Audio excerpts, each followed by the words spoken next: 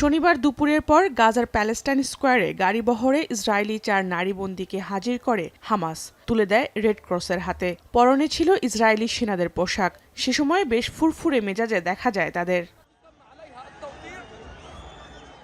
বন্দি বিনিময়ের এ দৃশ্য দেখতে জড়ো হন হাজারো মানুষ, যাদের মধ্যে রয়েছে হামাস, প্যালেস্টাইন ইসলামিক জিহাদি ও সাধারণ ফিলিস্তিনিরা। সে সময় হামাসের সাফল্যে উচ্ছ্বসিত হয়ে পড়ে গাজা শহর।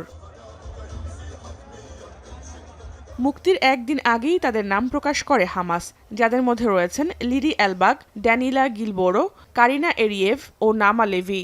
477 দিন ধরে হামাসের কাছে জিম্মি ছিলেন তারা। 2023 সালের 7 অক্টোবর নেহাল আর্মি বেস থেকে যে 7 নারী সেনাকে জিম্মি করা হয়, তাদের মধ্যেই 4 জনও ছিলেন। বন্দীদের মুক্তির দৃশ্য সরাসরি টেলিভিশনের পর্দায় দেখে শিহরিত হয়ে ওঠেন তাদের স্বজনরা। সেই সঙ্গে তেল আবিবে বয়ে যায় আনন্দের বন্যা। মুক্তি পেয়ে রেড ক্রসের গাড়িতে গাজায় একটি সাইটে ইসরায়েলি সেনাদের সঙ্গে দেখা করেন সদ্য মুক্তি পাওয়া 4 নারী সেনা। বিনিময় করেন তাদের দুর্বিষহ অভিজ্ঞতার কথা। বন্দীদের ফিরে পাওয়ায় হামাসকে ধন্যবাদ জানিয়েছে তেল আবিব। সেই সঙ্গে যুদ্ধবিরতির মধ্যস্থতাকারী যুক্তরাষ্ট্র, কাতার ও মিশরের প্রতিও কৃতজ্ঞতা জানায় তারা।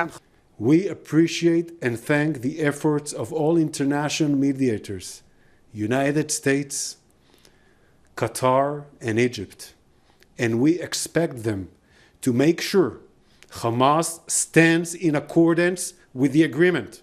যুদ্ধবিরতি চুক্তির শর্ত অনুযায়ী 4 ইসরায়েলি নারীর বিনিময়ে কারাগার থেকে মুক্ত হয়েছে 200 ফিলিস্তিনি। তাদের গ্রহণে রাফা সীমান্তে অপেক্ষা করছে সারি সারি অ্যাম্বুলেন্স।